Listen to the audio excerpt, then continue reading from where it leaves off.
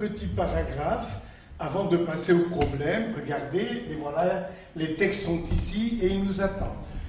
Avant cela, quand même, deux petits paragraphes.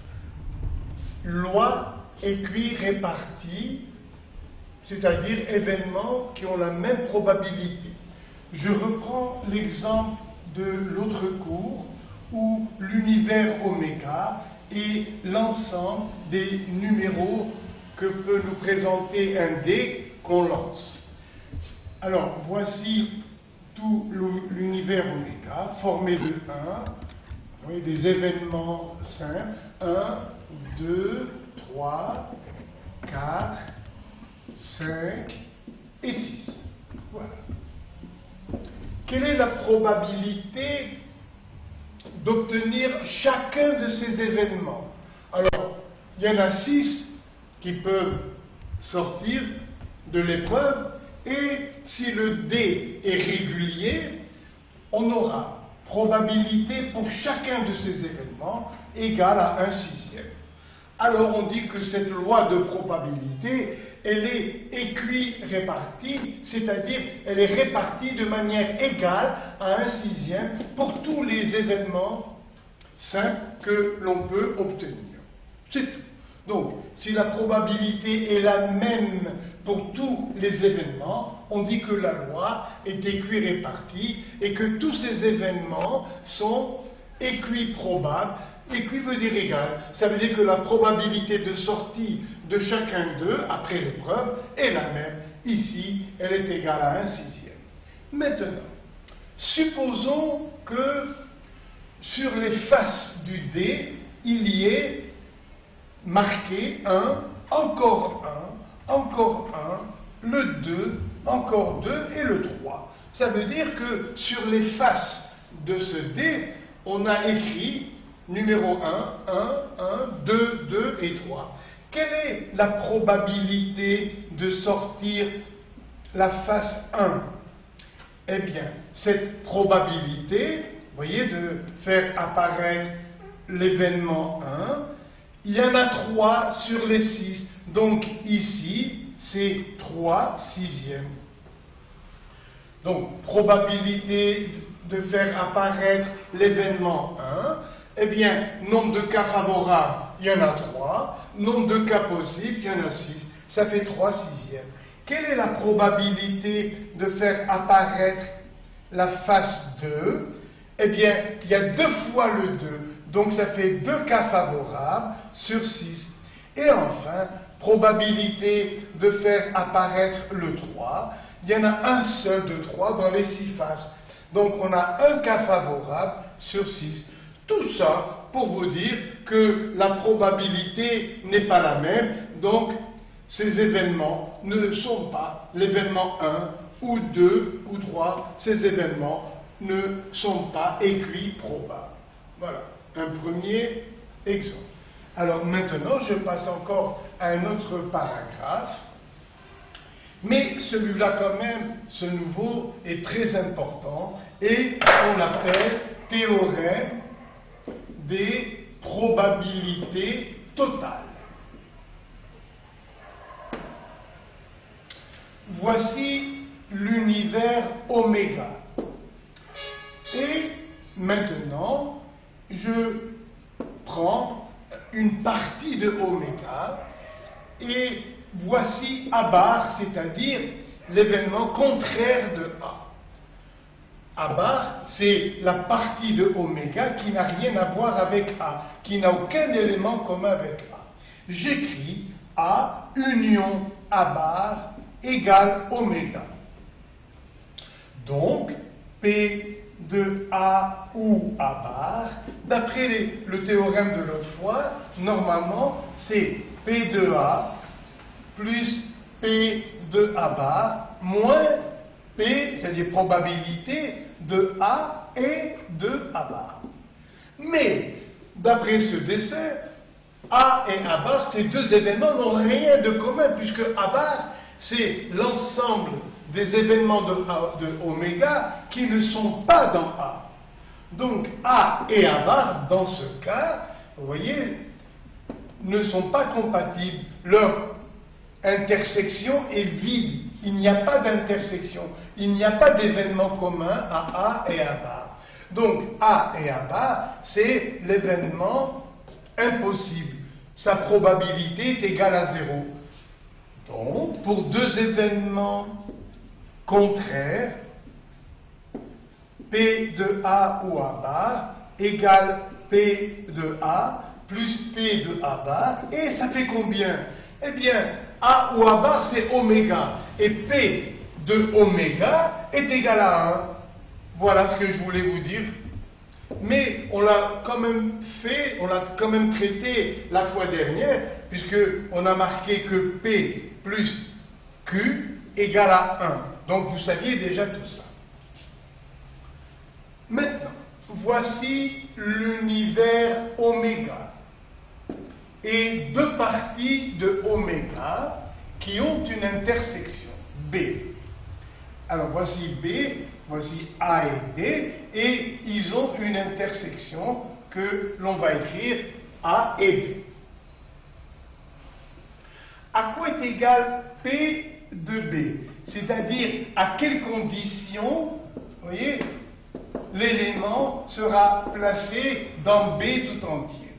Eh bien, P de B, ce sera égal à P de A et B si l'élément est dans l'ensemble A et B. Donc, on aura ici, pour cette position de l'élément, de l'événement, on aura P de A et B. Et maintenant, dans P de B, il n'y a plus A. Regardez, A est seulement en commun avec B dans cet espace. Donc, je dirais maintenant, plus P de B et A bar. Ça veut dire, je veux signaler que là, on est dans B, mais on n'est pas dans A. Donc, on est dans B et A bar. Voilà le théorème des probabilités totales que l'on va retrouver dans les arbres pondérés. Donc c'est facile, regardez, quelle est la probabilité de réaliser l'événement B? Eh bien, chaque événement simple peut être ici, dans l'intersection des deux, voyez, ou bien là, puisqu'on veut B tout entier. Alors, ça nous fait donc probabilité de réaliser l'événement B égale probabilité de réaliser l'événement A et B. Mais n'oublions pas cette région de B aussi, vous voyez, qui contient des événements. Comment l'écrire, cette région? Eh bien, c'est B, mais pas dans A. C'est B, mais il n'est pas dans A. Donc ça fait B et pas A, l'événement contraire de A. Voilà le théorème. Nous allons généraliser ce théorème.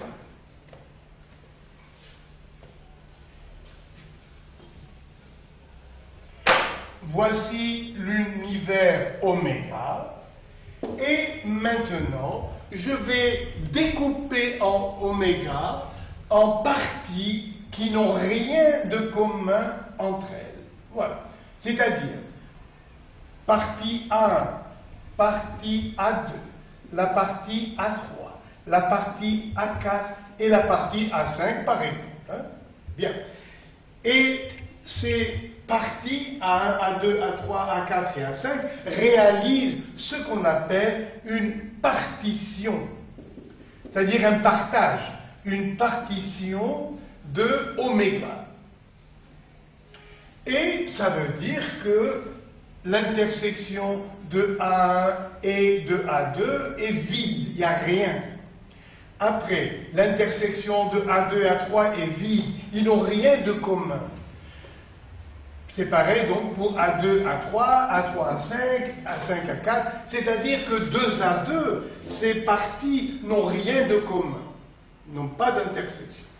En plus, on peut dire bien sûr que A1, union A2, union A3, union A4, union A5 égale l'univers oméga. Maintenant, voici un ensemble B, lui aussi partie de oméga. Le voilà. Voici l'ensemble B. nous allons le décomposer. Comment appeler cette partie?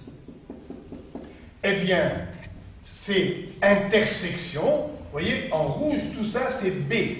Donc, cette partie où j'ai mis les points, c'est l'intersection de A1 avec B. Donc, je dirais, vous voyez, A1 et B. Et maintenant, je vais dire que P de B, regarde, P de B égale, eh bien, je vais dire que ça fait P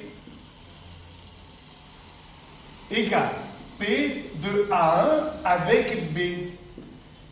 Je vais, comme tout à l'heure, prendre toutes les parties communes aux parties A et à B.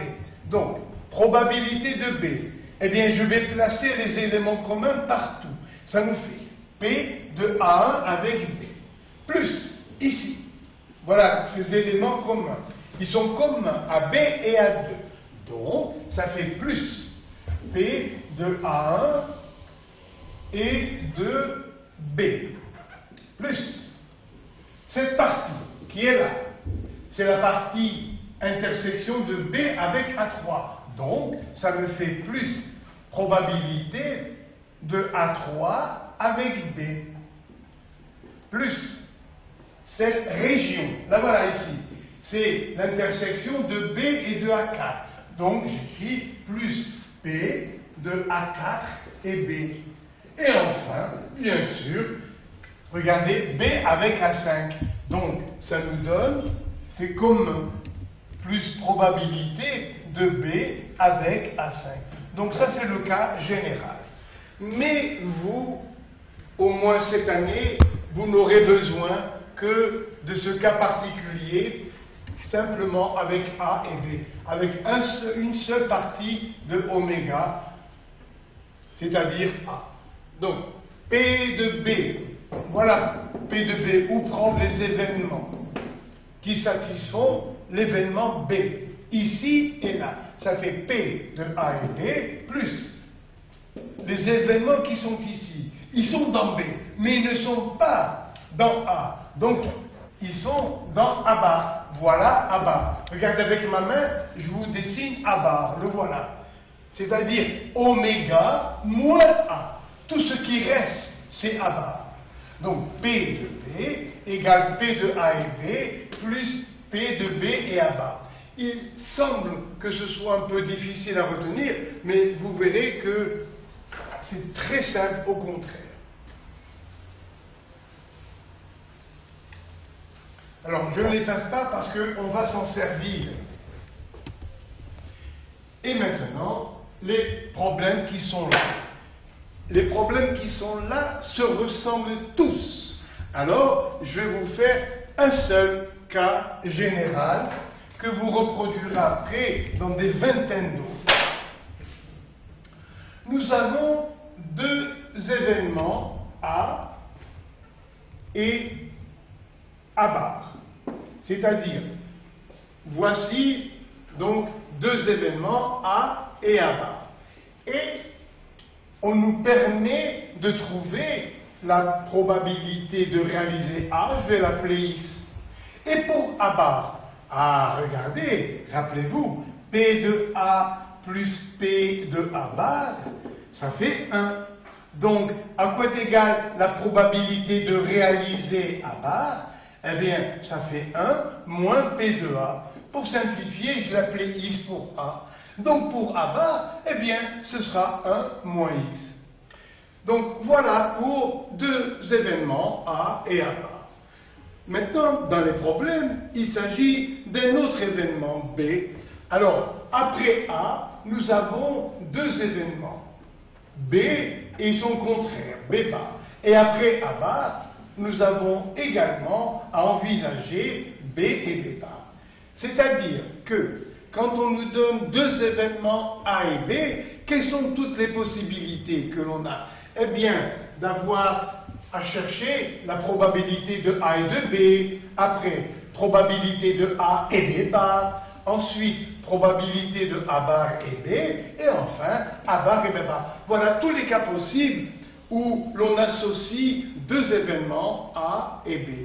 Quand on dessine, vous voyez ce schéma, on dit que l'on a un arbre, parce que ça ressemble, vous voyez, les traits ressemblent aux branches des arbres.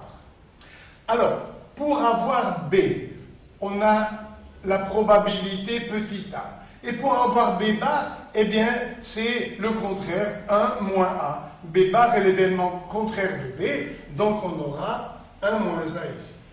Après, pour avoir B ici, après A bar, nous avons une probabilité petit b. Et pour avoir B bar, donc 1 moins petit b. Voilà le cas général qui va vous permettre de traiter tous les problèmes sur les arbres. Pourquoi dit-on maintenant pondérer? Parce que chaque cas possède un nombre, vous voyez, qui lui est associé. Et ce nombre rappelle un peu le poids des objets. Alors, on dira un arbre pondéré.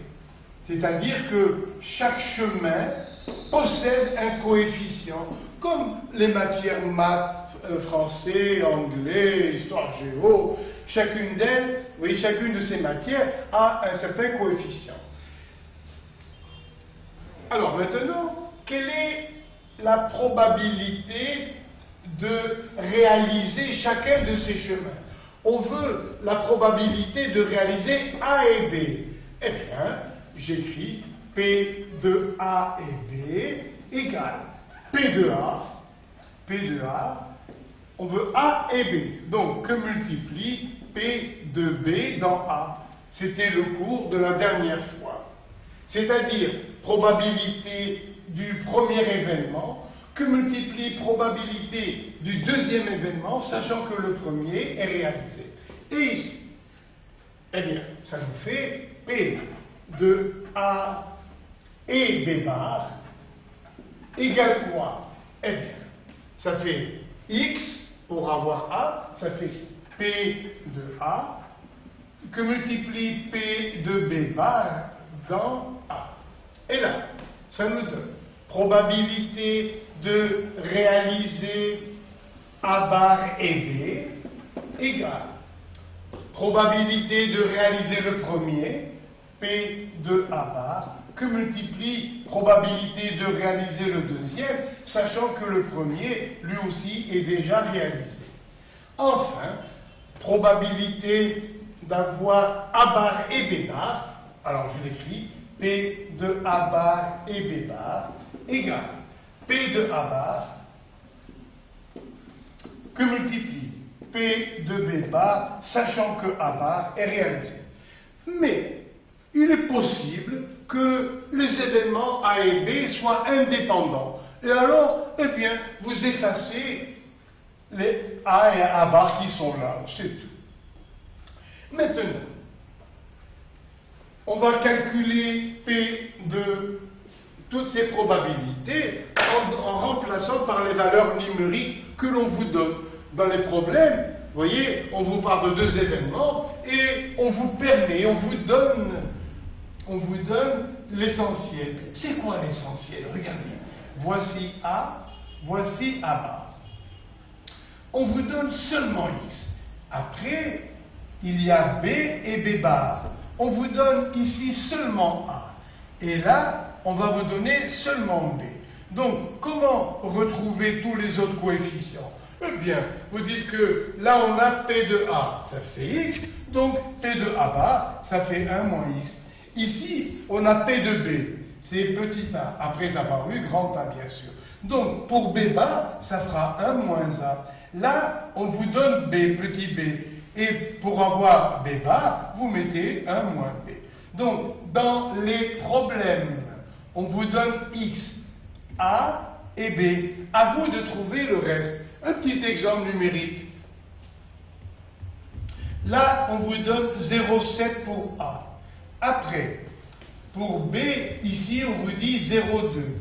Après A bar, on vous donne ici 0,6 pour B, et à vous de trouver le reste. Alors, trouvons le reste.